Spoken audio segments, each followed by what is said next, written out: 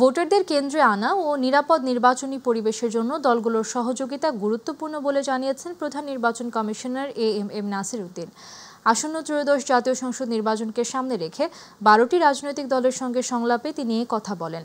সকাল 10:30টায় আগারগাঁওয়ে নির্বাচন কমিশন কার্যালয়ে এই সংলাপ শুরু হয়। এতে সভাপতিত্ব করছেন সিইসি এএমএম নাসির উদ্দিন।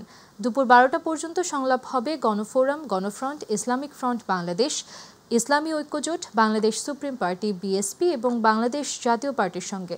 দুপুর 2টা থেকে বিকাল 4টা পর্যন্ত সংলাপ হবে বাংলাদেশ জাতীয় সমাজতান্ত্রিক দল, Bangladesh national Awami party, Trinamool BNP, কৃষক শ্রমিক জনতা লীগ, বাংলাদেশ খেলাফত মজলিস এবং ইসলামী আন্দোলন বাংলাদেশের সঙ্গে।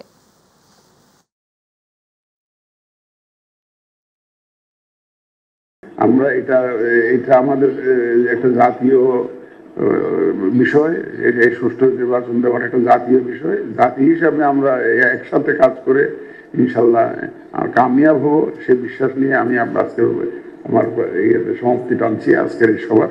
আপনাদেরকে আবার মুবারকবাদ জানাই। আপনারা যে কষ্ট করে এতক্ষণ ধরে 2 ঘন্টা 2.5 ঘন্টা বসে আলোচনা করলেন, এই জন্য আপনাদেরকে আবার ধন্যবাদ জানাই।